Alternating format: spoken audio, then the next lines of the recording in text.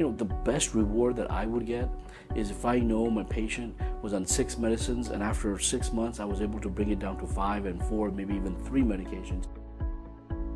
That would be a reward for me. I mean, that's what we should be focused on. That should be our target. And over the years, I think we've lost the true meaning of health. And so we need to go back to WHO, World Health Organization, in the mid-40s defined health. And I feel like that is probably the best definition of health even today. And they basically said it's not merely the absence of disease, meaning a patient can look physically healthy. They can look great. They weigh perfect. BMI is perfect.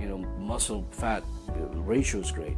But the reality is, maybe there's something brewing. Maybe the labs are starting to creep up. Maybe if we can take a look at what's going on inside, we will see that there may be a disease that's going to erupt over the next weeks, months, or even years. And there may be a time that we can stop this pattern. And the only way to do this is to get quarterly labs.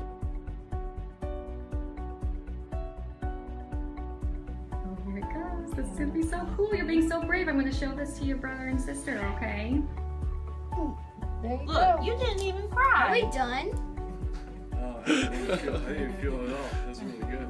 A 25-year-old comes in for the first time to a clinician's office to establish relationships. So as a routine, we would get baseline labs, and the baseline labs would include an A1C, and that's the standard of care, to put in a marker that will be a pre-diabetic screen, obtaining an A1C.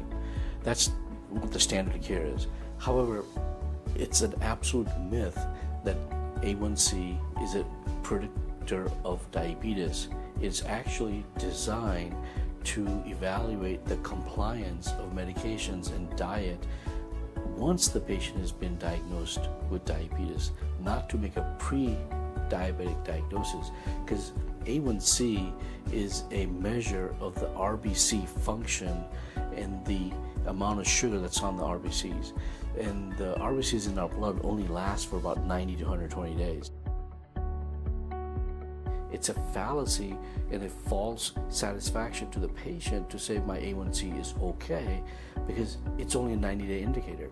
What we should be measuring, what is optimal diabetic care, would be to obtain the insulin level. Why? Because you want to go to the factory where the insulin is generated, and pancreas is where the factory is. So if we can see the function of the factory, if we can see, is the factory getting tired? So if you produce a lot of insulin over a lot of weeks and a lot of months and a lot of years, eventually it's going to get fatigued.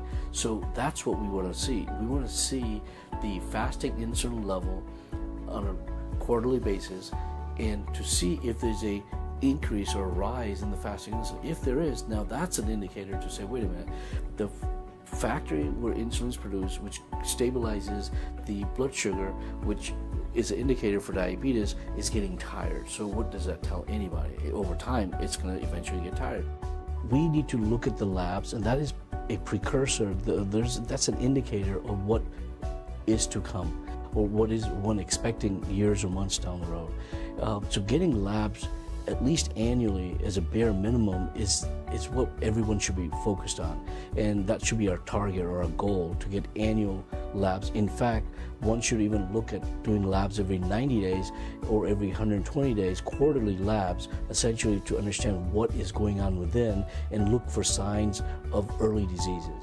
Quarterly labs would probably be optimal to engage a patient to see if there's any trends, because no disease creeps up overnight. You weren't healthy yesterday and got diabetes today, or you weren't healthy yesterday and got cancer today. It was a gradual process over weeks, months, or years that we could have picked up if we had routinely performed labs on a quarterly basis.